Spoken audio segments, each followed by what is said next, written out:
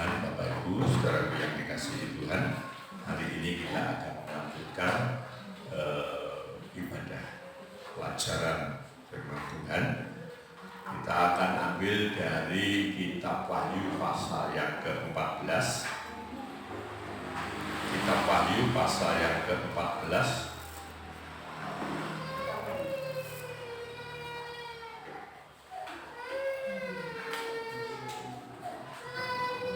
Ayat 14 sampai dengan ayat yang ke-20. Kitab Wahyu pasal yang ke-14 ayat 14 sampai dengan ayat yang ke-20. Kami persilahkan saudara membaca secara bergantian.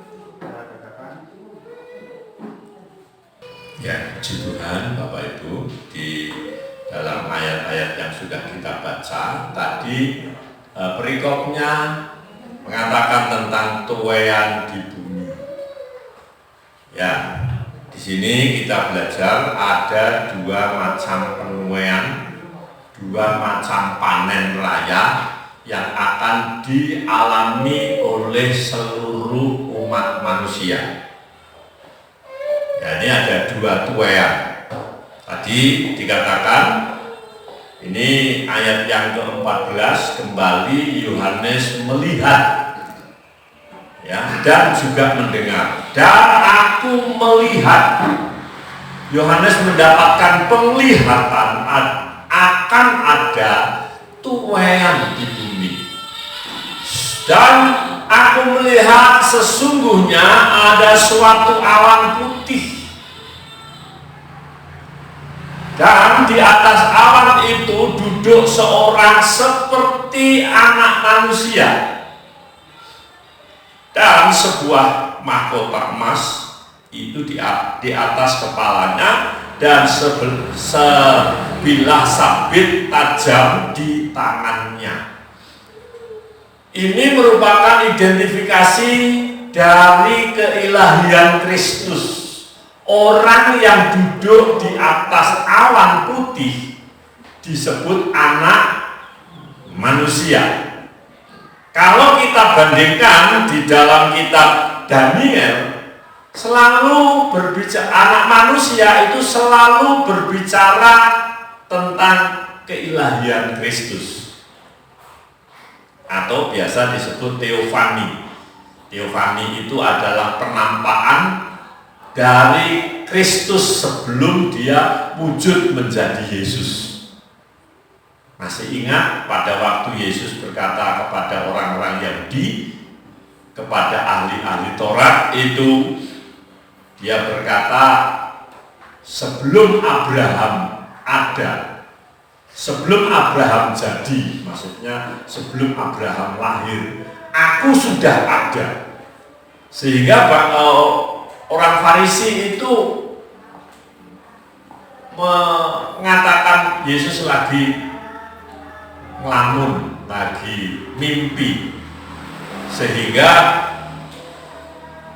orang Farisi berkata, umurmu berapa? Belum sampai 50, kok bisa mengatakan melihat Abraham? Ya, jadi sebelum Allah itu menjadi manusia, menjelma menjadi manusia, yang berwujud Yesus Kristus itu sudah seringkali menampakkan diri kepada manusia, yang biasa disebut teofani, penampakan ilahi Kristus sebelum lahir menjadi Yesus Kristus itu, ya. Nah, kalau kita membaca Daniel pasal 7 ayat yang ke-13, dikatakan bahwa aku terus melihat dalam penglihatan malam itu tampak datang dengan awan-awan dari langit seorang seperti anak manusia. Datanglah ia kepada yang lanjut usianya itu, dan ia dibawa ke hadapannya.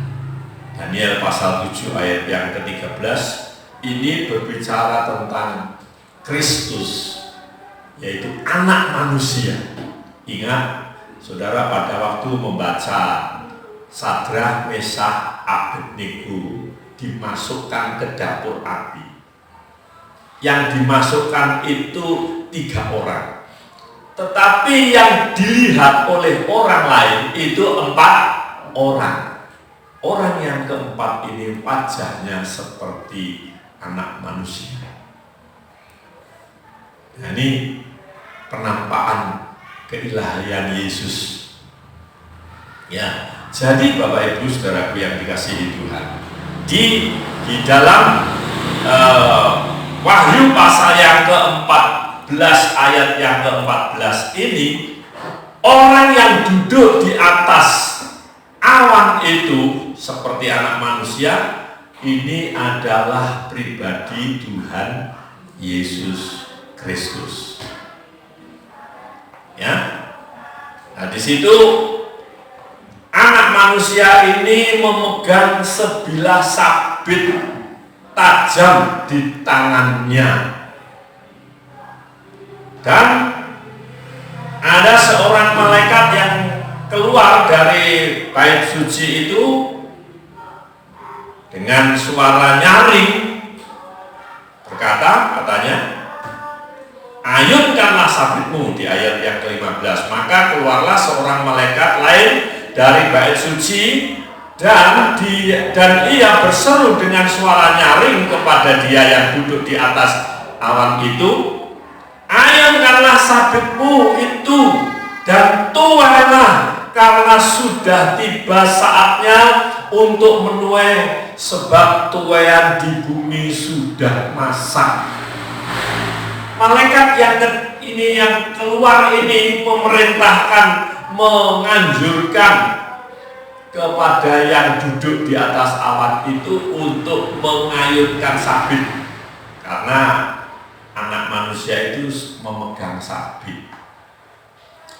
Bayangan saudara, ya, itu kalau sabit di sini, arit di sini, itu kan gagangnya pendek, terus apa ya, kayak celurit begitu ya, diayunkan. Kalau di sana enggak, saudara, di Timur Tengah itu sabit itu pedangnya panjang, kayak pedang panjang, tajam, terus gagangnya panjang kayak pacul.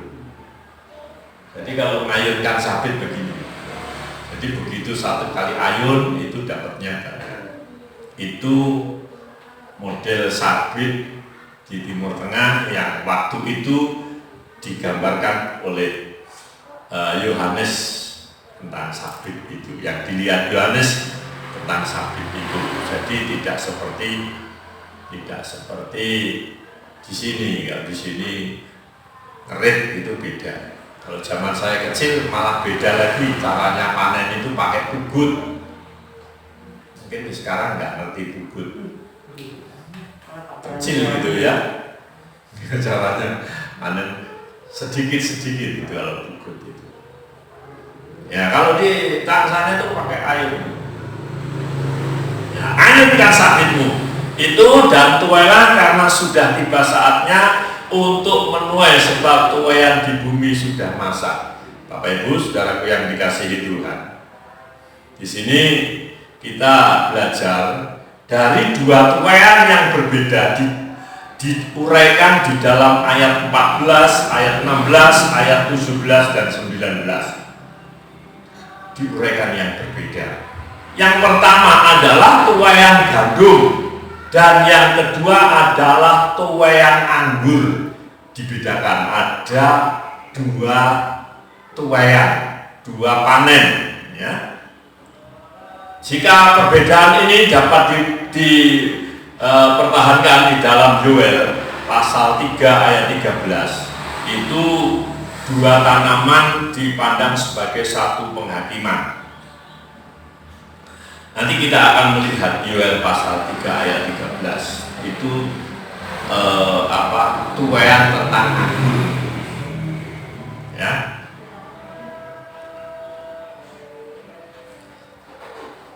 Jadi tuaian yang pertama itu tuaian tentang gandum, sementara tuaian yang kedua itu tuaian anggur, panen anggur secara besar-besaran. Nanti kita akan melihat tuaian yang ada. Nah, tuaian tentang gandum tadi itu merupakan tuaian orang benar. Ini yang pertama itu mengacu pada tuaian orang benar. Nah, kita akan melihat di dalam Matius pasal 9 ayat 37-38. Matius pasal yang ke-9 ayat 37 ayat 38. Maka katanya kepada murid-muridnya, tuaian memang banyak tetapi pekerja sedikit. Karena itu mintalah kepada Tuhan yang empunya tuaian supaya ia mengirimkan pekerja-pekerja untuk tuaian itu. Nah, di sini tuaian tentang menuai orang-orang benar. Itu sudah siap untuk dituai. Tuhan Yesus berkata kepada muridnya di dalam Injil Yohanes pasal yang keempat, kalau tidak salah ya. Kamu berkata 4 bulan lagi musim menuai, tapi Tuhan berkata hari ini adalah musim menuai. Banyak orang sebetulnya siap untuk mengikut Tuhan, tetapi yang ngajak untuk masuk ke dalam gudang Allah itu perlu tenaga. Bapak Ibu saudaraku yang dikasihi Tuhan, dulu saya ingat lagu pujian lama, gandum di gudang, gandum di gudang. Kita bawa gandum ke gudang Allah. Itu dulu semangat sekali kalau nyanyikan lagu itu. Gandum di gudang, gandum di ladang, gandum di ladang, kita bawa gandum ke gudang Allah. Semangat kalau nyanyi itu. Ya, dulu lagu-lagu itu sederhana banget, tapi juga membangun iman. Ya, sebetulnya banyak orang yang kepingin untuk masuk, tetapi orang yang membawa masuk ini kita perlu berdoa kepada Tuhan. Tadi dikatakan mintalah penuai. Ya, ini seperti saudara kita yang baru bergabung kembali setelah sekian puluh tahun hilang, kembali kepada Tuhan. Suhaib itu sebetulnya sudah lama pengen ke gereja. Waktu meninggalnya Mbak Betty dulu, itu sudah ngomong saya, aku belum kembali ke Tuhan, nanti sewaktu-waktu nak dipanggil Tuhan piye. Sudah lama, sudah ngomong-ngomong dengan saya, sudah lama ingin kembali. Terus kemarin saya kasih solusi dan buat ini setiap pulang kebaktian kan bingung si goceng ini, si ngeter nih. Akhirnya ya sudah, saya kasih solusi ya, kalau Bu Suhaib ini kesulitan kendaraan sementara Bu Kuat kesulitan yang antar, ya digabung saja. Digabung saja, Bu Kuat yang bawa motornya, Bu Suhaib yang nyetir. Akhirnya bisa datang kepada Tuhan. Kemarin saya mendengarkan kesaksian dari YouTube. Ada orang yang masih beragama lain, tapi sudah tidak respect dengan agamanya. Melihat orang Kristen itu dianiaya loh, kok malah mendoakan yang menganiaya toh. Dia itu heran dengan orang Kristen itu. Orang dibenci loh, kok malah didoakan loh yang benci. Saya itu jadi kepingin jadi Kristen. Kesaksiannya, dia saksi di depan umum, di depan lewat Zoom, yang mendengarkan banyak. baik dari kalangannya agamanya yang lama juga ada yang mendengar, dari kalangan kita juga ada yang mendengar. Secara umum dia ngomong, saya ini masih agamanya masih di sini, cuma hati saya itu sudah percaya kepada imannya orang Kristen. Lah ini merupakan gandum yang siap untuk dituai, cuma sopo sing gowo gitu masalahnya. Saya berdoa supaya orang ini ketemu orang yang tepat, dibawa ke tempat yang tepat. Ya, sebetulnya banyak yang seperti ini. Di tetangga saya ini juga ada.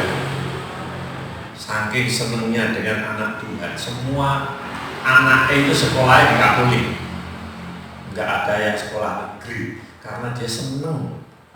Cuma begitu saya tanya, lah apa sampai orang dan apa masuk, aku sih sungkan karo lingkungan.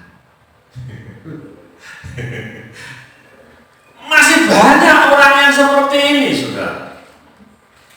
Ada orang yang siap dituai. Itulah sebabnya tadi Matius berkata di dalam ayat yang ketiga, pasal 9 ayat 37. Maka katanya kepada murid-muridnya, tuai yang memang banyak tetapi pekerja sedikit. Pekerjanya sedikit, yang bawa orang-orang yang siap dituai itu loh sedikit. Yang lain mungkin lagi asik dengan dunianya sendiri. Karena itu mintalah kepada Tuhan yang mempunyai tuaian supaya ia mengirim pekerja-pekerja untuk tuaian itu. Kalaupun kita tidak bisa untuk menuai, berdoalah untuk orang-orang yang bisa menuai. Tugas kita berdoa. Kalau saudara tidak bisa untuk menuai, memang bukan bidang saudara, bukan talenta saudara untuk menuai, berdoalah untuk orang-orang yang bisa menuai. Ya, di gereja YouTube, kalau saya lihat di gereja YouTube itu ada beberapa orang yang memang ahli menuai orang-orang seperti ini, dengan kemampuannya, dengan talentanya bisa menuai. Banyak jiwa yang dimenangkan, sehingga ada istilah gereja murtadin. Pendetanya itu Saifuddin Ibrahim. Ya, jadi saya sering buka kesaksian di YouTube itu, banyak kesaksiannya. Saya dulu sukanya lihat perdebatan udah enak solusi, gak enak titik temunya. Sekarang saya lihat kesaksian itu. Ya, jadi Bapak Ibu saudaraku yang dikasihi Tuhan, banyak orang yang kepingin untuk masuk ke gudang Allah, cuma sing nggawa rene. Sekarang kita berdoa untuk orang-orang yang bisa membawa. Kalaupun kita tidak bisa, tidak punya talenta untuk menuai. Matius pasal 13 ayat 30. Biarkanlah keduanya tumbuh bersama-sama sampai waktu menuai. Pada waktu itu aku akan berkata kepada para penuai, kumpulkanlah dahulu lalang itu dan ikatlah berkas-berkas untuk dibakar, kemudian kumpulkanlah gandum itu ke dalam lumbungku. Kembali ada dua macam tuaian di sini. Yang pertama yang dituai dulu adalah lalang. Karena lalang di antara gandum iku sik cilik padha. Kalau ilalang, alang-alang kalau kita ya. Alang-alang itu hampir sama dengan gandum. Kalau sini dengan padi ya mek padha, godhonge ya mek padha. Cuma nek alang-alang niku namung kembang tok. Nggih mboten enten wohe, enten sing semerep wohe alang-alang. Mboten enten, ya namung kembang. Terus pemilik kebun itu stokno ae, ku nek wis gedhe nek ketok. Alang-alang karo gandum ketok. Nek alang-alang nek kembang tok, nek gandum ada buahnya. Nah, nanti dituai dulu. Alang-alangnya dibersihkan dulu, dibuang, dibakar, gandumnya dikumpulkan ke gudang. Tadi dikatakan di dalam Matius pasal 13 ayat yang ke-30 itu, ya. Berikutnya Matius pasal 13 ayat 38. Lalang ialah dunia, benih yang baik itu anak-anak kerajaan, dan lalang anak-anak si jahat. Itu dijelaskan. Dua tuaian yang ada. Ya, jadi Bapak Ibu, saudaraku yang dikasihi Tuhan, di dunia ini nanti akan ada dua penuaian. Ya, sudah kita belajar. Ya. Yang pertama itu mengacu tuaian orang-orang benar. Orang-orang benar dituai, orang-orang benar dikumpulkan. Nah, sekarang ini banyak orang yang pengen untuk bergabung menjadi orang-orang benar. Cuma yang membawa belum ada.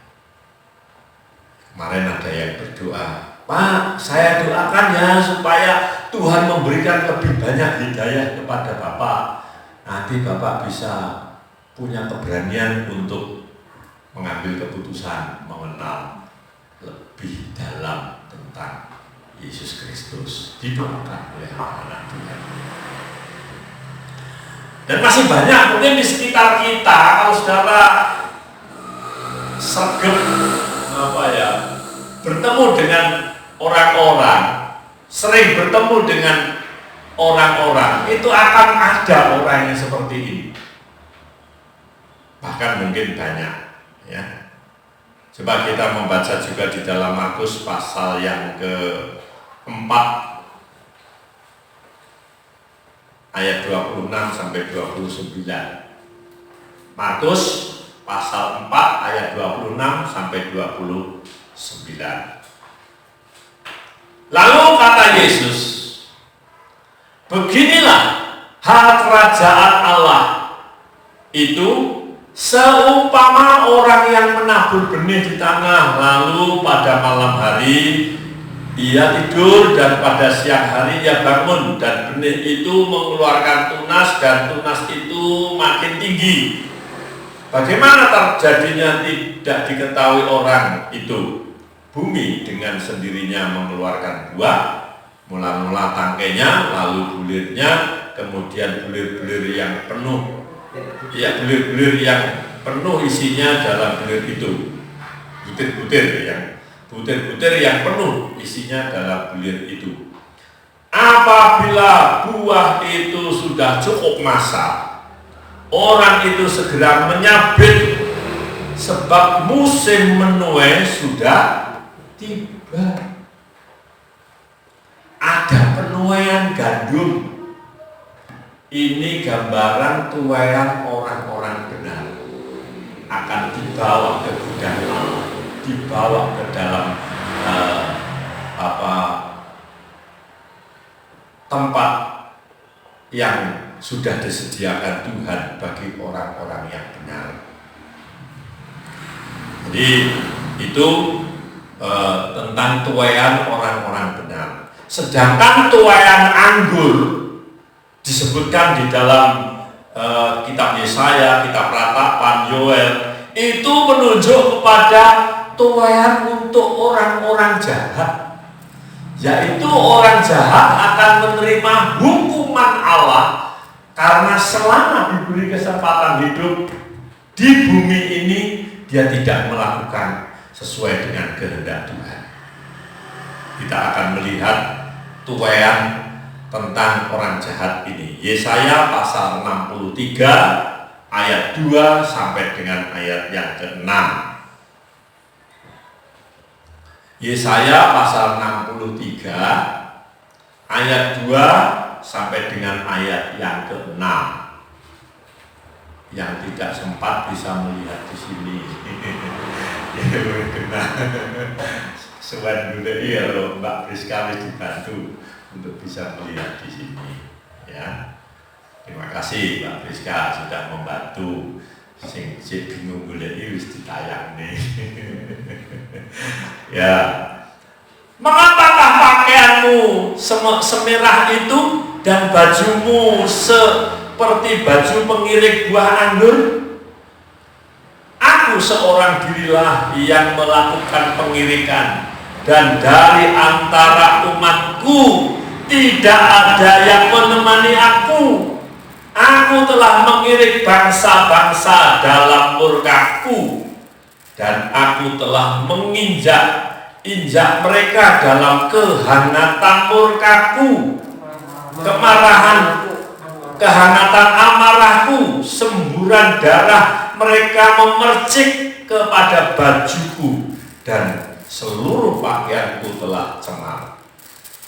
Sebab hari pembalasan telah kurencanakan, dan tahun penuntutan bela telah datang. Aku melayangkan pandanganku, tidak ada yang menolong. Aku tertegun, tidak ada yang membantu. Lalu tanganku memberi aku pertolongan, dan kehangatan murkaku itulah yang membantu aku.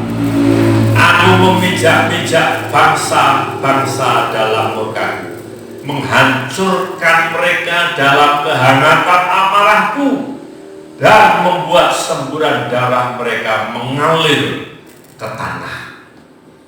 Ini gambaran pembalasan murka Allah kepada orang-orang yang tetap mempertahankan diri di luar kasih karunia Tuhan, tidak mau datang ke dalam panggilan Tuhan, akan mengalami kehangatan murka Tuhan. Kembali kalau kita melihat di dalam Wahyu pasal yang ke-14 tadi, itu ayat yang ke-17. Dan seorang malaikat lain keluar dari bait suci yang di surga, juga padanya ada sebilah sabit tajam. Ini malaikat yang pegang sabit. Kalau tadi Tuhan Yesus yang pegang sabit, beda ya. Karena yang dituai beda, yang menuai juga beda. Kalau di atas itu yang memegang sabit adalah anak manusia yang duduk di awan, yang memegang sabit. Nah, sekarang yang memegang sabit itu adalah malaikat yang keluar dari bait suci yang di surga, juga padanya ada sebilah sabit tajam. Dan seorang malaikat lain datang dari Mesbah, ia berkuasa atas api. Ada malaikat yang berkuasa atas api. Ini berbicara tentang penghukuman. Ya. Ia berseru dengan suara nyaring kepada malaikat yang memegang sabit tajam itu, katanya, "Ayunkanlah sabitmu yang tajam itu, dan potonglah buah-buah anggur, buah pohon anggur di bumi, karena buahnya sudah masak." Akan ada tuaian besar di bumi, bahkan tuaiannya luar biasa. Lalu malaikat itu mengayunkan sabitnya ke atas bumi dan memotong buah anggur di bumi dan melemparkannya ke dalam kilangan besar, yaitu murka Allah. Tuaian yang kedua, tuaian tentang murka Allah untuk orang-orang yang tidak benar. Yang luar biasanya, dan buah-buah anggur itu dikilang di luar kota, dan dari kilangan itu mengalir darah tingginya sampai ke kekang kuda dan jauhnya 200 mil. Kekang kuda ini sak dure cangkeme jarak gitu. Itu ada pinten meter gitu. Nah, saudara bisa bayangkan darah setinggi kekang kuda. Ya taruhlah 1 meter lebih ya. Terus 2 mil itu 100 meter lebih ya. Luar biasa, penderitaan sampai banjir darah. Kalau sekarang di Timur Tengah lagi perang itu nggak sampai banjir darahnya. Kalau Israel yang mati itu cuma 4 orang, sementara Palestina itu kemarin 188 yang meninggal. Ya, jadi peperangan yang ada di sana itu disaksikan dunia, dikomen seluruh dunia. Cuma kita nggak bisa mengutuk yang satu membantu yang lain karena kita tidak tahu masalah yang terjadi di sana. Rasa melu-melu. Kalau yang lain mengutuk, Pak, saya giris karena ada janji Tuhan yang mengutuk. Israel akan terkutuk, yang memberkati akan diberkati. Janji itu sampai hari ini sudah. Dan bangsa Indonesia diwakili pemerintah Indonesia mengutuk. Anda nggak ngerti. Ya. Kemarin sudah saya singgung di Perak, juga di kaum muda. Di Palestina itu yang perang bukan Palestina secara keseluruhan, saudara. Yang perang itu di sana itu ada dua partai, yang satu itu partai Hamas, yang satu partai Fatah. Nah, Hamas ini selalu memusuhi partai Fatah karena yang memerintah. Nah, Hamas ini, PBB menyebut Hamas ini adalah teroris. Indonesia memusuhi teroris yang ada di Indonesia. Tetapi anehnya mendukung teroris dunia. Bingung nggak kalau pemerintah Indonesia? Ya. Itu yang terjadi. Nah, peperangan di sana belum sampai banjir darah. Nah, kalau kita bayangkan, kita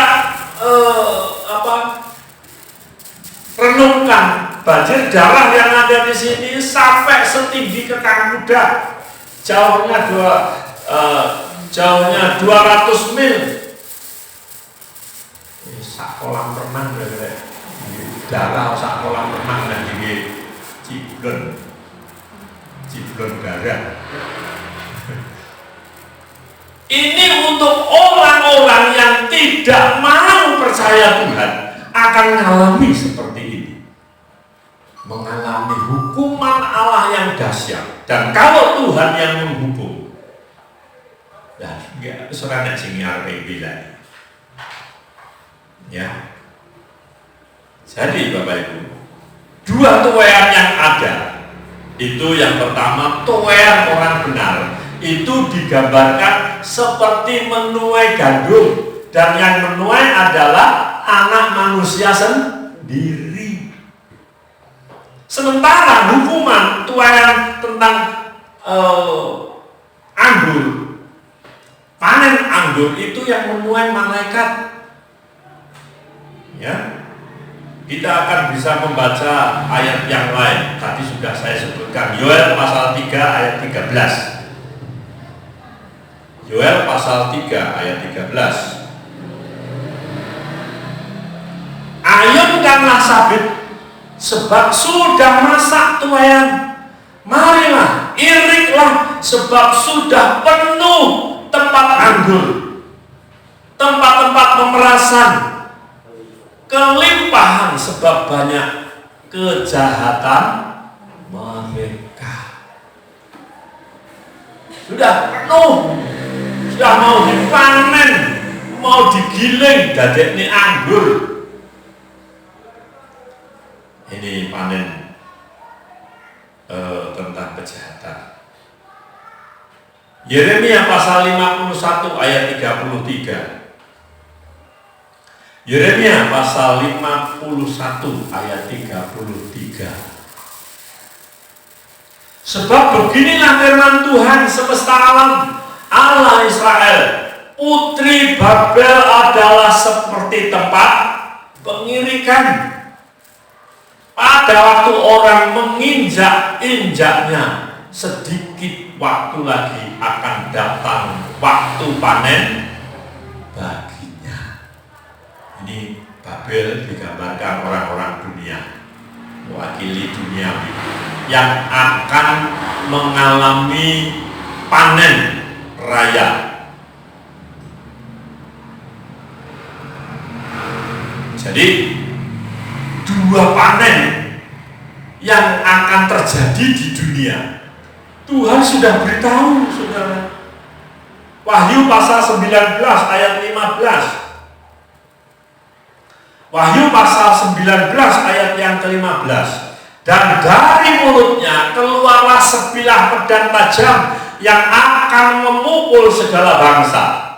Dan ia akan menggembalakan mereka dengan gada besi. Dan ia akan memeras anggur dalam kilangan anggur, yaitu kegeraman murka Allah yang maha kuasa.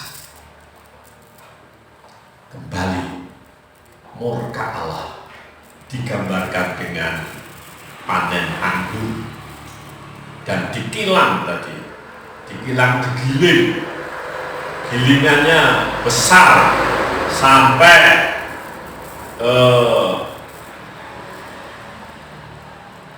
seperti banjir darah. Ya, di ayat yang ke-19. Lalu malaikat itu mengayunkan sabitnya ke atas bumi dengan memotong buah-buah anggur di bumi dan melemparkannya ke dalam kilangan besar.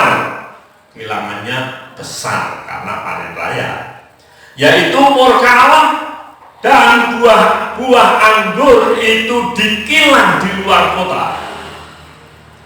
Dan dari kilangan itu mengalir darah, tingginya sampai ke kekang kuda, dan jauhnya 200 mil. Kita sudah diberitahu seperti ini. Saudara, jangan egois. Wah, aku selamat gak popo, aku menjadi gandum Allah sudah bawa ke gudang. Tapi di sekitar kita masih banyak anggur yang siap dikilang, anggur yang siap dipanen. Tadi Tuhan Yesus menghimbau, berdoalah. Banyak yang mau dipanen, tapi pekerjaannya sedikit.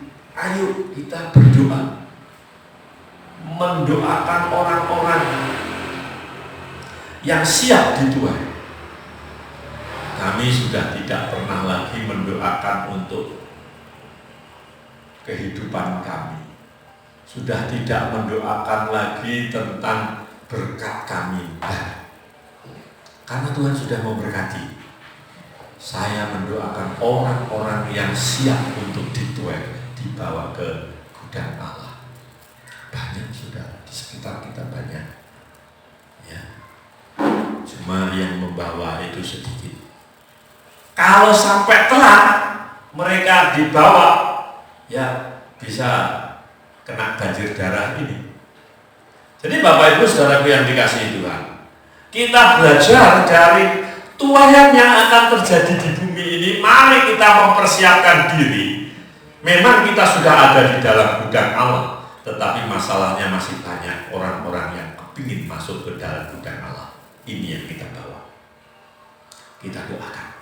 Kalau kita tidak punya talenta untuk membawa mereka masuk ke gudang Allah, berdoa supaya ada orang-orang yang membawa orang-orang ini siap ke gudang Allah.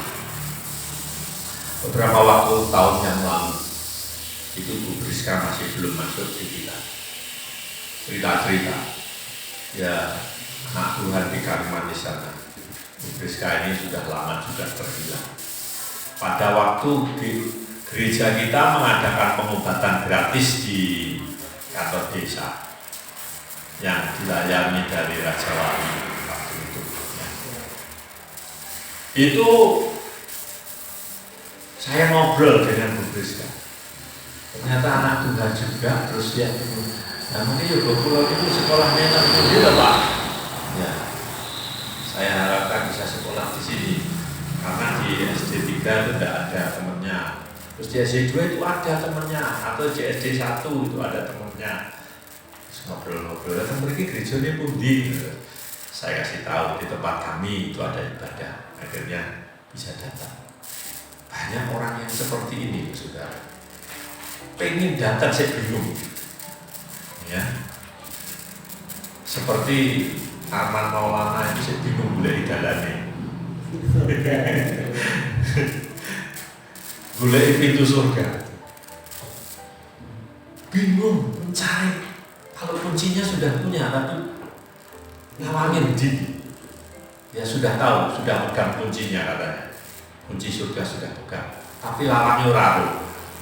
Jadi kan aneh. Harga di sing dibuka di nyekelok kunci tapi ora ngerti lawangnya. Ya. Kita yang sudah tahu. Yesus berkata, akulah pintu, akulah jalan. Yesus sudah menjamin itu dan kita sudah menemukan itu. Dan masih banyak orang-orang yang masih mencari pintu. Orang-orang yang ingin jalan yang lurus, bendino sembayangnya, tunjukkan kami jalan yang lurus. Mereka masih tanya, kita sudah temukan. Mari kita menjadi penuai, paling tidak berdoa untuk orang-orang bisa dikirim menjadi penuai. Amin. Tuhan.